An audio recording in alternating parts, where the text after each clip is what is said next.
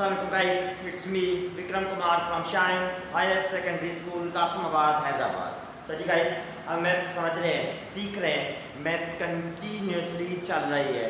तो अगर आपको मैथ्स समझनी है, सीखनी है, तो पहले आप इस YouTube चैनल को सब्सक्राइब ज़रूर करें एंड उसके साथ साथ बेल आइकन को प्रेस ज़रूर कीजिएगा ताकि हर वीडियो को आपको नोटिफिकेशन मिलता रहे।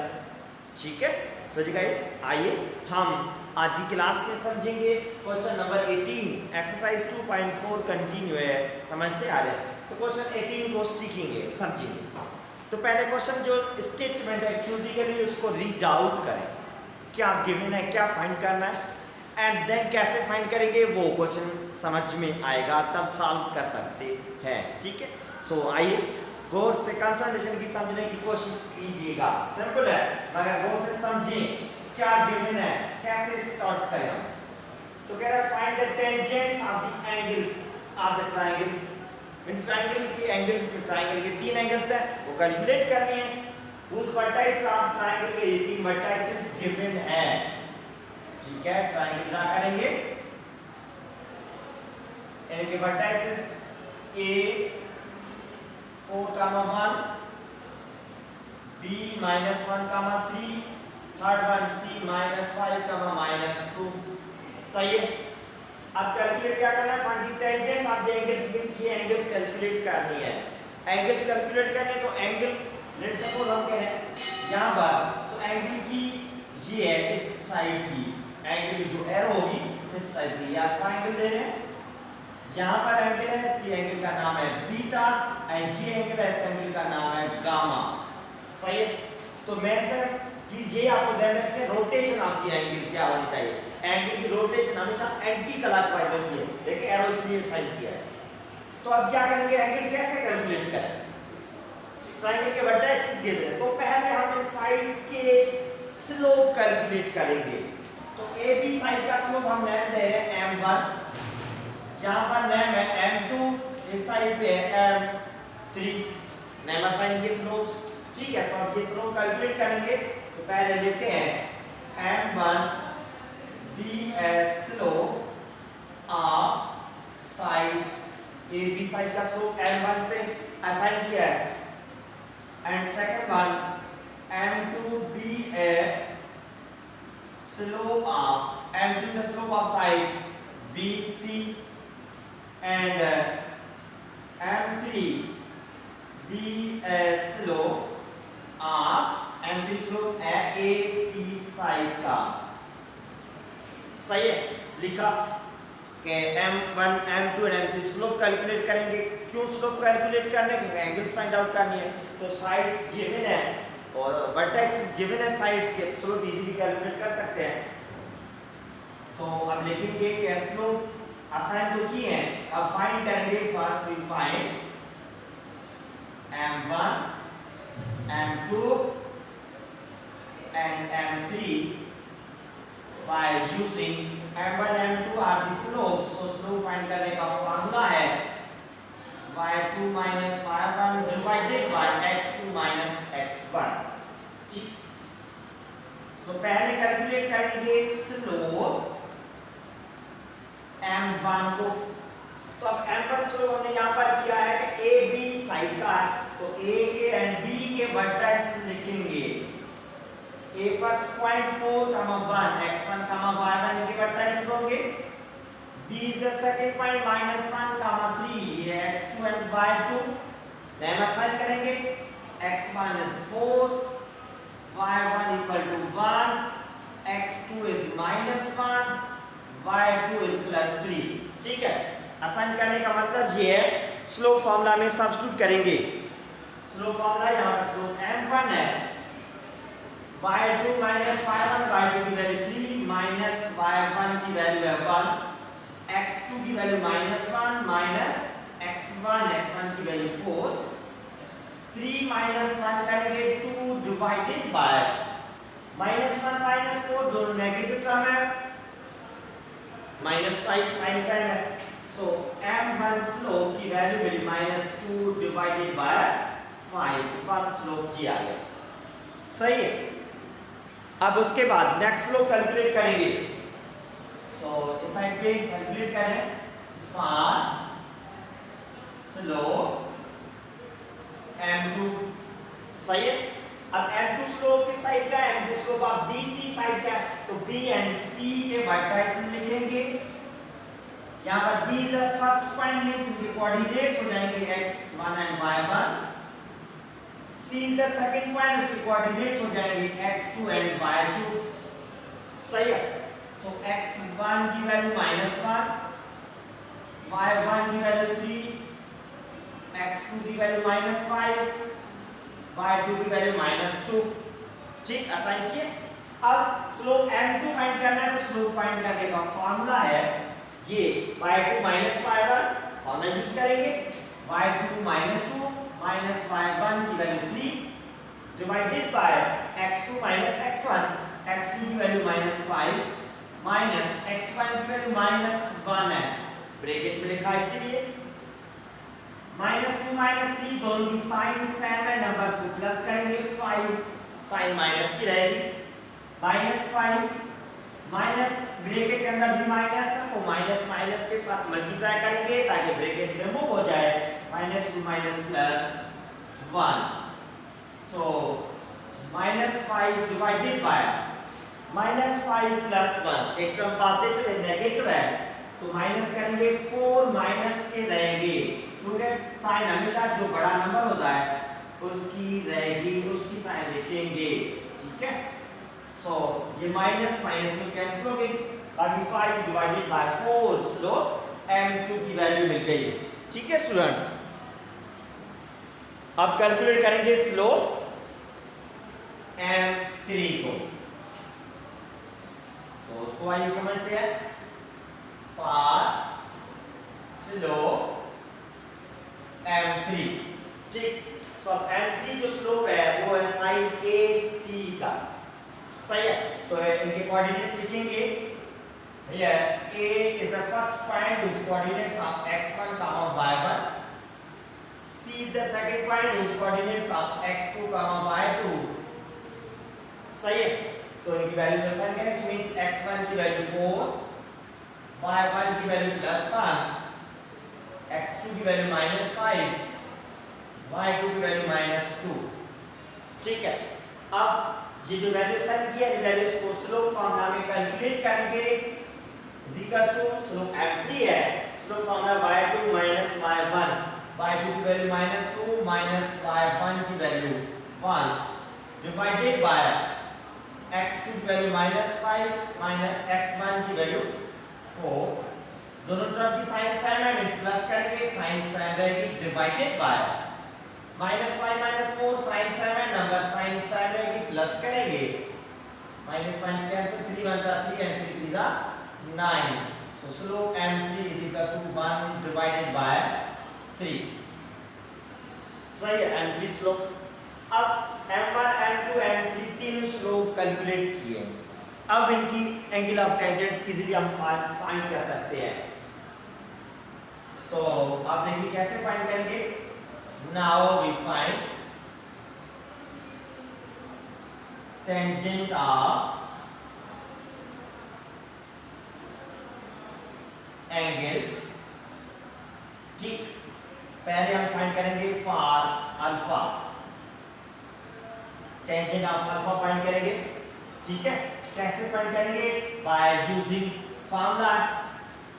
तो फार्मूला क्या है यहाँ पर टेंजेंट ऑफ अल्फा का, तो tangent of alpha means alpha angle calculate करनी है, so equals to tangent inverse of, अब टेंजेंट अल्फा मींस अल्फा ये है, तो अब देखिए इसमें एरो की डायरेक्शन, एरो जो है इस लाइन को हिट कर रहा है, जिस लाइन को हिट कर रहा है उस लाइन का स्लोप है m3, सो m3 लिखेंगे, माइनस स्लोप की स्टार्ट कहां से हो रहा है, जो एरो अल्फा वाला है वो उस साइड से जिसका स्लोप m1 है, तो m3 minus m1 divided by 1 plus m1 multiply by m3, तो ये फार्मूला।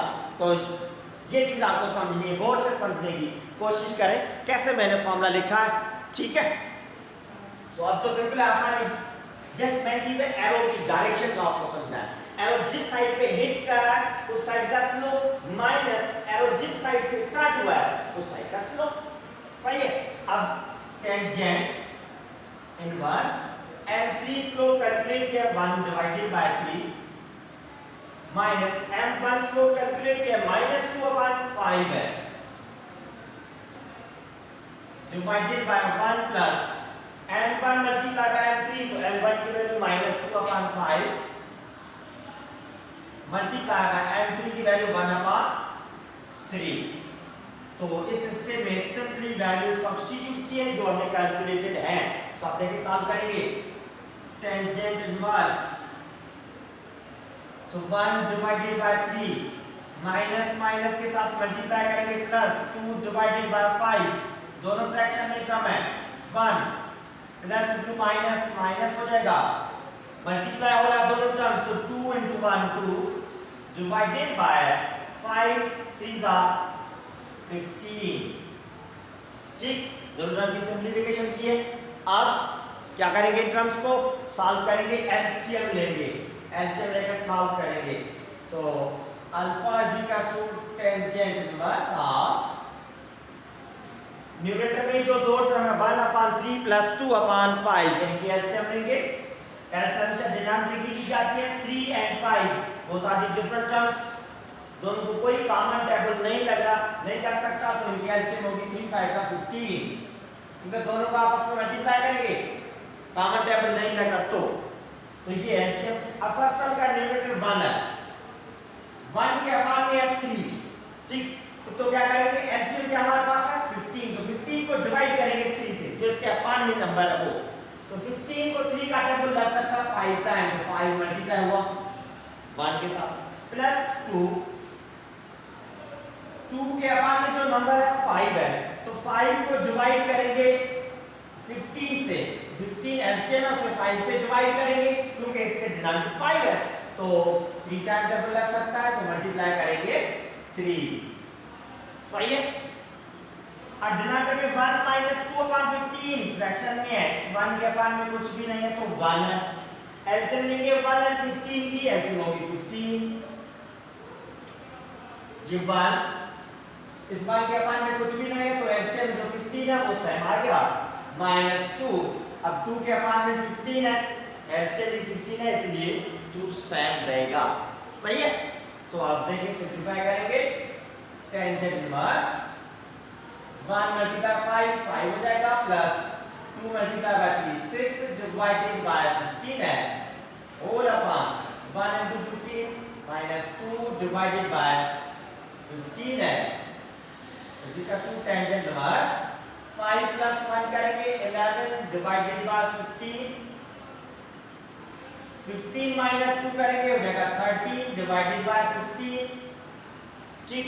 अब देखिए न्यूमरेटर में भी फ्रैक्शन है, डिनोमिनेटर भी फ्रैक्शनल टर्म है, तो डिनोमिनेटर में जो टर्म फ्रैक्शन में है तो उसको हम चेंज करेंगे मल्टीप्लाई में, तो कंप्लीट टर्म रेसिप्रोकल हो जाएगा, 50 डिवाइडेड बाय 13 हो गया, कि फ्रैक्शन रिमूव करने तो मल्टीप्लाई में चेंज करेंगे, हो गया reciprocal, so equals to tangent inverse 15 में कैंसिल हो गया, बाकी 11 डिवाइडेड बाय 13, सो अल्फा ये वैल्यू मिली, ठीक है। अब इनको मजीद कैलकुलेटर पे सॉल्व कर सकते हैं, मगर सॉल्व करने की जरूरत नहीं है, तो अल्फा 11/13 है, ठीक है। और उसके बाद अब कैलकुलेट करेंगे बीटा को, फॉर टेंजेंट बीटा, अब बीटा मींस एंगल है बिटवीन AC, तो AB एंड BC के बीच में है, तो एरो को देखें, फॉर्मूला यूज करेंगे, beta is equal to tangent inverse of, arrow hit कर रहा है जिस लाइन से क्लोज लाइन साइड का स्लोप है m1, माइनस करेंगे एरो जिस साइड से स्टार्ट हुआ है, यहां से इस साइड का स्लोप है m2, divided by 1 plus m1 into m2, सही है। तो मेन चीज है एरो देखें, एरो जिस साइड को हिट कर रहा है उस साइड का स्लोप माइनस एरो जिस साइड से स्टार्ट हो रहा है उसका स्लोप। अब वैल्यू सब्स्टिट्यूट करेंगे हम, टेंजेंट इनवर्स m1 की वैल्यू -2/5 है, माइनस m2 की value 5/4 divided by 1 plus m1 की वैल्यू 2/5 माइनस में m2 की value 5/4। So just value substitute किया हमने इस स्टेप में, सही है। अब नेक्स्ट स्टेप में एलसीएम लेंगे, टेंजेंट इनवर्स। अब देखिए यहाँ पर न्यूमरेटर में दो टर्म माइनस हो रहे हैं, दोनों फ्रैक्शंस में है, तो फ्रैक्शन एलसीएम डिनोमिनेटर लेंगे, दोनों के डिनोमिनेटर 4 और 5 डिफरेंट है। डिफरेंट का मतलब इन दोनों 4 और 5 को कोई भी कॉमन टेबल नहीं डिवाइड हो रहा, तो एलसीएम जो होगी सिर्फ इन दोनों को आपस में मल्टीप्लाई करेंगे, 4 5 20। ठीक, कॉमन टेबल अगर नहीं लग रहा तो मींस दोनों को आपस में मल्टीप्लाई करेंगे, तो -2 के अपान में 5 है, एलसीएम में 20 है, तो 20 डिवाइडेड बाय 5 करेंगे, 20 डिवाइडेड बाय 5 मींस 4 मल्टीप्लाई करेंगे इससे, -5 के अपान में 4 है, अगेन 4 को एलसीएम में 20 के साथ डिवाइड करेंगे क्योंकि इसके अपान में 4 है, 4 का डबल 20 को लग सकता है 5 टाइम, तो ये आ गया 5 होल अपान में 1 plus into minus minus 2 multiply bye 5, 2 5 are 10 divided by 5 multiply by 4, 5 4 are 20। सही है, उस साइड को सिंपली मल्टीप्लाई किया है। अब सिंपलीफाई करेंगे, कैसे, आइए इसको भी सिंपलीफाई करते हैं। So beta is equal to tangent inverse of 2 minus multiply 4 के साथ -4 2 जा 8, -5 मल्टीप्लाई 5 के साथ 5 5 जा 25 divided by 20 and whole upon में 1 के अपान में कुछ भी नहीं है तो मींस 1 है, -10 अपान 20 फ्रैक्शन में टर्म है, एलसीएम लेंगे, एलसीएम डिनोमिनेटर 1 है, सेकंड का डिनोमिनेटर 20, सो 1 है 20 की एलसीएम होगी 20। ठीक, अब ये 1 से मल्टीप्लाई करेंगे, 1 के अपान में देखिए क्या है, कुछ भी नहीं है, 1 शो किया है, तो 1 के अपान में कुछ भी नहीं है, तो एलसीएम जो नंबर है साइन मल्टीप्लाई में लिखेंगे -10। अब देखिए यहाँ पर 10 के अपान में जो नंबर है 20, एलसीएम भी एग्जैक्ट 20 है, तो 10 साइन लिखा है, क्योंकि यहाँ पर दोनों को कॉमन टेबल डिवाइड हो रहा है, डिवाइड नहीं किया हमने। ठीक है, तो अब देखिए इसको सिंपलीफाई कर करें, equal to tangent inverse of -8 -25 दोनों की साइन सेम है, प्लस करेंगे तो हो जाएगा -33 डिवाइडेड बाय 20 होल अपान में 120 से मल्टीप्लाई होगा 20 -10 डिवाइडेड बाय 20। सही है, अब देखें इक्वल टू ये tangent inverse -33 divided by 20 whole upon 20 में 10 माइनस करेंगे तो 10 डिवाइडेड बाय 20 है। ठीक, न्यूमरेटर में फ्रैक्शनल टर्म है, डिनोमिनेटर में फ्रैक्शनल टर्म है, तो इसको सीधा करेंगे, मल्टीप्लाई में चेंज करेंगे तो एलसीएम फ्रैक्शन में कन्वर्ट हो जाएगा, तो न्यूमरेटर में जो टर्म है वो सेम लिखा। अब 10 अपान 20 डिवाइड में मल्टीप्लाई में चेंज करेंगे, 20 डिवाइडेड बाय 10 हो गया, कंप्लीट टर्म रेसिप्रोकल हो गया। सही है, अब नेक्स्ट स्टेप में देखिए 20 20 से डिवाइड हो गया, टेंजेंट इनवर्स ऑफ 33 माइनस में डिवाइडेड बाय 10, सो ये है एंगल बीटा टेंजेंट की वैल्यू। सही है, सेकंड आंसर बीटा आ गया। ठीक है स्टूडेंट्स, अब उसके बाद कैलकुलेट करेंगे for third gamma, third one gamma है, तो गामा देखिए जो एरो की रोटेशन देखिए, गामा फाइंड करना, तो एरो जो हिट हो रहा है वो 9 सेंटीमीटर, उसका m2 स्लोप है, एंड एरो जिससे स्टार्ट हो रहा है उस साइड का स्लोप m3 है, तो इसके हिसाब से हम सॉल्व करेंगे। Gamma equal to tangent inverse of arrow hit हो रहा है वो है m2 माइनस एरो जिस साइड से स्टार्ट हो रहा है वो है m3 divided by 1 plus m2 into m3, तो ये चीज ध्यान रखें, एरो की डायरेक्शन। ठीक है, तो अब गामा का स्लोप जो कैलकुलेट करेंगे, सो अब देखिए वैल्यू सॉल्व करेंगे, सिंपलीफाई सब्स्टिट्यूट करेंगे इन वैल्यूज को, is equal to tangent inverse of m2 की वैल्यू हमारे पास यहां पर कैलकुलेटेड है, दैट इज माइनस m3 की वैल्यू कैलकुलेट किया 1/3 डिवाइडेड बाय 1 प्लस m2 की वैल्यू हमारे पास है 5/4 मल्टीप्लाई m3 की वैल्यू है 1/3। तो इस सिस्टम में जस्ट वैल्यू सब्स्टिट्यूट किया m2 और m3। आप देखिए सॉल्व करेंगे, एलसीएम लेंगे इनकी। टेंजेंट इनवर्स न्यूमरेटर में दो टर्म माइनस हो रहे हैं, दोनों फ्रैक्शंस में है, तो एलसीएम लेंगे। एलसीएम के लिए डिनोमिनेटर देखेंगे, डिनोमिनेटर 4 है, सेकंड डिनोमिनेटर 3, दोनों डिनोमिनेटर डिफरेंट है एंड ना ही कोई कॉमन टेबल 4 एंड 3 को लग सकता है। तो क्या करेंगे, सिंपली दोनों को मल्टीप्लाई करें, 4 3 12 इज एलसीएम 5 अपान में 4 है, तो जो एलसीएम है 12 डिवाइडेड बाय 4 करेंगे, जो एलसीएम है 12 उससे 4 डिवाइड करेंगे, तो 4 का टेबल 12 को लग सकता है 3 टाइम, तो 3 मल्टीप्लाई हुआ इसके न्यूमरेटर के साथ -1 के अपान में 3, तो अब 3 को डिवाइड करेंगे किससे, जो एलसीएम में 12 है उससे। 12 divided by 3 means 4 time table, 4 इसके न्यूमरेटर के साथ मल्टीप्लाई हुआ, सही है। Divided by 1 plus 5 upon 4 multiply हो रहा है 1/3 से, मल्टीप्लाई करेंगे 5 1 जा 5 न्यूमरेटर के साथ, डिनोमिनेटर के साथ, 4 3 जा 12।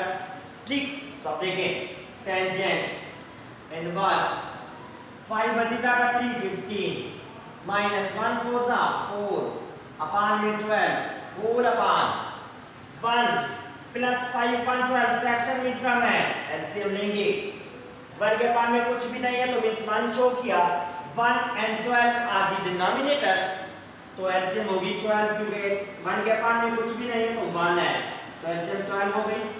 अब ये 1 के अपान में कुछ भी नहीं है तो यहाँ पर एलसीएम 12 है, तो 12 मल्टीप्लाई करेंगे इस 1 के साथ प्लस 5, अब 5 के अपान में 12 है, एलसीएम भी 12 है, तो 5 टाइम लिखा जाएगा, सही है। कैल्शियम समझते आ रहे हैं, इजी है, समझ में आ गई होगी। अब देखें इक्वल्स टू ये टेंजेंट इनवर्स 15 में 4 माइनस करेंगे तो होगा 11 डिवाइडेड बाय 12 सेम है अपान में 1 मल्टीप्लाई 12 के साथ 12 प्लस 5 होल अपान में 12 है, सही है। सिंपलीफाई किया, ठीक है स्टूडेंट्स। सो अब देखिए ये सिंपल, 5 में 4 माइनस हुआ 11 डिवाइडेड बाय 12 होल अपान में 1 मल्टीप्लाई 12 के साथ 1 12 का 12 प्लस 5 डिवाइडेड बाय 12 सेम लिखा। अब मजीद सिंपलीफाई करेंगे आगे, ठीक है, देखते हैं वो भी। सो जी गाइस इस पोर्शन में सॉल्व करते हैं। यहाँ पर I gamma is equals to tangent inverse of 11 divided by 12 7 whole upon में 11 अपान 12 प्लस 5, 12 में 5 प्लस करेंगे 17 divided by 12, so 17 divided by 12, ठीक। अब न्यूमरेटर में टर्म फ्रैक्शन में है, डिवाइडेड बाय डिनोमिनेटर भी फ्रैक्शनल टर्म है, तो फ्रैक्शंस में है टर्म्स उनको हम मल्टीप्लाई में चेंज करेंगे ताकि इस टाइप की फ्रैक्शंस रिमूव हो जाए, तो 12/17 कंप्लीट टर्म रेसिप्रोकल हो गया, ठीक। 12 में डिवाइड हो गया, सो टेंजेंट गामा की वैल्यू मिली 11 डिवाइडेड बाय 17, जो थर्ड जो टेंजेंट, सही है। गामा की वैल्यू टेंजेंट ऑफ एंगल्स जो कैलकुलेट करनी थी वो आपके सामने है। सो फाइनली डिसाइड करेंगे hence tangent of angles of triangle are जो कैलकुलेट की है हमने। सो पहले कैलकुलेट किया alpha that is tangent inverse 11 divided by 13, second calculate किया beta tangent inverse -33 divided bye 10 and third one gamma जो calculate किया है टेंजेंट इनवर्स 11 डिवाइडेड बाय 17, ये फाइनली आंसर, ठीक है स्टूडेंट्स। आपके सामने सिंपल है, लेंथी जरूर है क्योंकि पहले हमने अल्फा m1 m2 और m3 कैलकुलेटेड किए हैं, जहां पर हमने अल्फा बीटा एंड गामा को असाइन साइन किया। एंड मेन चीज में ये आपको ध्यान रखनी है कि डायरेक्शन जो एंगल के वो जरूरी है, आपको साइन करनी है। डायरेक्शन के हिसाब से हम alpha beta and gamma solve कर रहे थे, सही है। तो इनके साइड के पहले स्लोप कैलकुलेटेड की है m1 m2 एंड m3 के हिसाब से, ठीक है। एंड देन हमने ये फार्मूला स्लोप फाइंड करने के बाद alpha beta and gamma solve की है, जो फार्मूला आपके सामने है जो यूज कर रहे थे, फार्मूला जो यूज कर रहे थे एंगल की डायरेक्शन के हिसाब से यूज कर रहे थे, सही है स्टूडेंट्स। तो उम्मीद करता हूँ समझ में जरूर आ गया होगा, मगर आप कंसंट्रेशन से समझने की कोशिश कीजिएगा, प्रैक्टिस करेंगे अगेन एंड अगेन तो आपको समझ में आ जाएगा। है सिंपल, एक ही फार्मूला यूज हो रहा है मगर अलग अलग एंगल है, उसके हिसाब से अलग स्लोप्स है एंड डायरेक्शन अलग है, उसके हिसाब से आपको सॉल्व करना है। ओके गाइस, अल्लाह हाफिज, आगे मिलेंगे नेक्स्ट क्लास में।